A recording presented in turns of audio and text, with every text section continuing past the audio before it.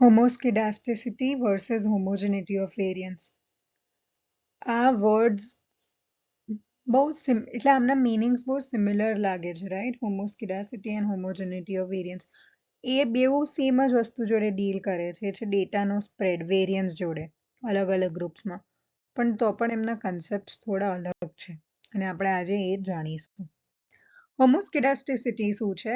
તો એ શું કહે છે કે વેરિયન્સ જે છે ને એ સેમ રહેવી જોઈએ, ભલે કન્ડિશન અલગ હોય, લેવલ્સ અલગ હોય ઇન્ડિપેન્ડન્ટ વેરિયેબલમાં, સ્ટીલ વેરિયન્સ સેમ રહેવી જોઈએ. હોમોસ્કિડાસ્ટિસિટી ઇમ્પોર્ટન્ટ છે રિગ્રેશન એનાલિસિસમાં, કારણ કે એ એન્શ્યોર કરે છે કે આપણા જે પ્રિડિક્શન્સ હોય ને એ રિલાયબલ હોય દરેક અલગ અલગ ગ્રુપ્સમાં, રાઈટ? તો આપણે એક એક્ઝામ્પલ લઈએ. આપણી પાસે 4 ક્લાસ છે, બરાબર? અને ચારેય ક્લાસના દરેક સ્ટુડન્ટ મોસ્ટલી બધાનો સ્કોર 70 to 90 ની વચ્ચે આવે છે. તો આમાં શું થયું કે ભલે સેક્શન્સ ચેન્જ થયા, ક્લાસના સેક્શન્સ અલગ અલગ છે, પણ જે વેરિએશનનો અમાઉન્ટ છે એ સેમ છે, રાઈટ? તો એવો સેમ રહેવો જોઈએ, એ જ કન્ડિશન છે વેરિયન્સની હોમોસ્કિડાસ્ટિસિટીમાં. આ વાયોલેટ ક્યારે થાય? જ્યારે એક ક્લાસનો જે સ્કોરની રેન્જ છે 40 to 100, જ્યારે બીજા ક્લાસની જે વેરિએશન છે એ છે 80 to 90. તો આમાં શું છે? હાઈ વેરિએશન, લો વેરિએશન, વેરિએશન ચેન્જ થાય છે. તો આને શું કહેવાય? હેટ્રોસ્કિડાસ્ટિસિટી, જેમાં આપણું શું થયું? હોમોસ્કિડાસ્ટિસિટી વાયોલેટ થઈ. કેમ? કારણ કે વેરિએશન જે છે અલગ અલગ છે ડિપેન્ડિંગ ઓન ધ ગ્રુપ. જે સેક્શન એ સેક્શનમાં વેરિએશન 40 to 100 છે અને બી સેક્શનમાં વેરિએશન 80 to 90 છે. તો અગર સેક્શન ચેન્જ થયો તો સ્કોર્સ બી ચેન્જ થઈ ગયા, રાઈટ? તો વેરિયન્સ કન્ડિશન કાં તો લેવલ પ્રમાણે ચેન્જ થઈ તો ત્યારે હોમોસ્કિડાસ્ટિસિટી ના આવે. હોમોસ્કિડાસ્ટિસિટી ક્યારે આવે? જ્યારે ભલે ને સેક્શન એ હોય, બી હોય, સી હોય કે ડી હોય, રેન્જ ઓફ ધ સ્કોર્સ કાં તો આપણા જે સ્કોર્સ હોય એ સેમ રહેવા જોઈએ, રાઈટ?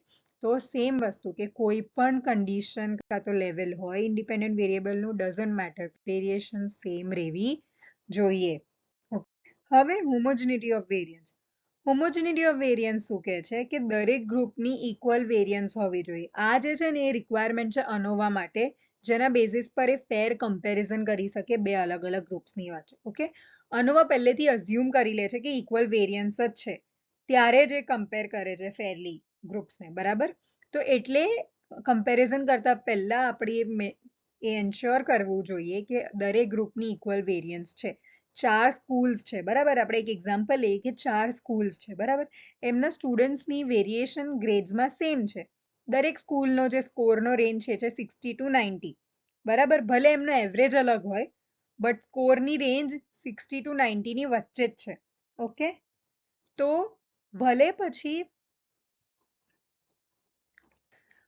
પછી સ્કૂલ કોઈ પણ હોય, સ્કૂલ હરણીમાં હોય કે સ્કૂલ ભાયલીમાં હોય, સ્કોરની રેન્જ સેમ હોય. સ્કૂલ એ ની સ્કોર હવે અગર આ વાયોલેટ ક્યારે થાય? જ્યારે સ્કૂલ એ ની રેન્જ 50 to 95 માં અને સ્કૂલ બી ની રેન્જ 85 to 95 માં હોય. તો આ શું થયું? બિગ સ્પ્રેડ ને સ્મોલ સ્પ્રેડ. તો સ્પ્રેડ કારણ કે વધારે ડિફરન્ટ છે તો અનોવાનો જે રિઝલ્ટ છે વેલિડ નહીં હોય એડજસ્ટમેન્ટ કર્યા વગર, રાઈટ? સો એટલે શું થયું કે વેરિએશન ચેન્જ થઈ ગઈ ને, હોમોજેનિટી નથી. દરેક ગ્રુપમાં આમાં કન્ડિશન ચેન્જ નહીં. હોમોસ્કિડાસ્ટિસિટીમાં શું છે? ઇન્ડિપેન્ડન્ટ વેરિયેબલની કન્ડિશન્સ છે, રાઈટ? બટ હોમોજેનિટી ઓફ વેરિયન્સ શું કહે છે કે દરેક ગ્રુપની વેરિએશન ઇક્વલ હોવી જ જોઈએ, કન્ડિશન હોય કે ના હોય, રાઈટ?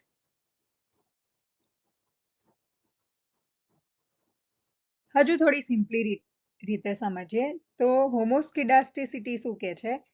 આ એક એક્ઝામ્પલના બેઝિસ પર કે જે ગ્રેડનું સ્પ્રેડ હોય ને, એક સ્કૂલની અંદર દરેક સેક્શનમાં એ સેમ હોવો જોઈએ. તો આ શું થયું? કન્ડિશન્સ થઈ. હોમોજેનિટી શું કહે છે કે દરેક અલગ અલગ સ્કૂલ્સમાં સ્પ્રેડ, જે ગ્રેડનો સ્પ્રેડ હોય એ ઇક્વલ હોવો જોઈએ. અગર અમુક સેક્શન્સમાં હોમોસ્કિડાસ્ટિસિટીમાં અમુક સેક્શન્સમાં ગ્રેડનો રેન્જ અલગ હોય ને અમુક સેક્શન્સમાં અલગ હોય તો એ વાયોલેટ થયું. અને સેમ હોમોજેનિટીમાં અગર અમુક સ્કૂલ્સને એકદમ દૂર એટલે 90 થી 100 ની વચ્ચે સ્કોર્સ હોય અને બીજી સ્કૂલના 20 થી 100 ની વચ્ચે, તો ફરી વાયોલેશન થયું. બીજો એક એક્ઝામ્પલથી આપણે લઈએ. સમજો આપણે વોટર પ્રેશરની જેમ જોઈએ કે શાવર ઓન કર્યું, અગર ઠંડુ પાણી જોઈએ છે તો ફોર્સ એકદમ વધી ગયો, પણ ગરમ પાણી જોઈએ છે તો ફોર્સ એકદમ ઓછો થઈ ગયો. તો આમાં શું થયું? પ્રેશર આપણો ડિપેન્ડન્ટ વેરિયેબલ છે, રાઈટ? પ્રેશર ચેન્જ થયું ડિપેન્ડન્ટ વેરિયેબલ છે, અને ઇન્ડિપેન્ડન્ટ વેરિયેબલ શું છે? ગરમ પાણી અને ઠંડુ પાણી, રાઈટ? તો આમાં અગર આપણી કન્ડિશન ચેન્જ થઈ ઇન્ડિપેન્ડન્ટ વેરિયેબલની કે ગરમ હતું તો પ્રેશર ઓછું થઈ ગયું, અને પાછી બીજી કન્ડિશન કરી ઠંડુ હતું તો પ્રેશર વધી ગયું, તો એ શું થયું? વેરિએશન થઈ, રાઈટ? તો એને આપણે હોમોસ્કિડાસ્ટિસિટી ના કહીએ. કેમ? કારણ કે કન્ડિશન ચેન્જ થઈ તો જે પ્રેશર છે એ પણ ચેન્જ થયો. હોમોસ્કિડાસ્ટિસિટી ક્યારે આવે? ભલે ગરમ પાણી ચાલુ કર્યું કે ઠંડુ પાણી ચાલુ કર્યું, પ્રેશર પાણીનો સેમ હોવો જોઈએ, રાઈટ? પ્રેશર કન્સિસ્ટન્ટ હોવો જોઈએ. સો હોમોસ્કિડાસ્ટિસિટી ત્યારે આવે. એ શું કહે છે કે કોઈ પણ કન્ડિશન હોય ઇન્ડિપેન્ડન્ટ વેરિયેબલની, જે આપણો વેરિએશન છે, જે વેરિયન્સ છે એ કન્સિસ્ટન્ટ રહેવો જોઈએ, ઇક્વલ વેરિયન્સ હોવી જોઈએ દરેક કન્ડિશનમાં, રાઈટ? હવે હોમોજિનિટી ઓફ વેરિયન્સ ને આપણે એવી રીતે લઈએ, તમે જોઈ રહ્યા છો કે એક કન્ટ્રી છે ઇન્ડિયા, એમાં અલગ અલગ સિટીઝ છે, બરાબર? જેમાં રોડની જે વિડ્થ છે એ અલગ અલગ છે. અગર દરેક સિટીની બધી સિટીના જે રોડ્સ જે છે એ સિમિલર વિડ્થના હોય, એનો મતલબ શું કે એ લોકો પાસે ઇક્વલ વેરિયન્સ છે. દરેક આખા ઇન્ડિયાની બધી સિટીઝમાં વેરિયન્સ ઇક્વલ છે.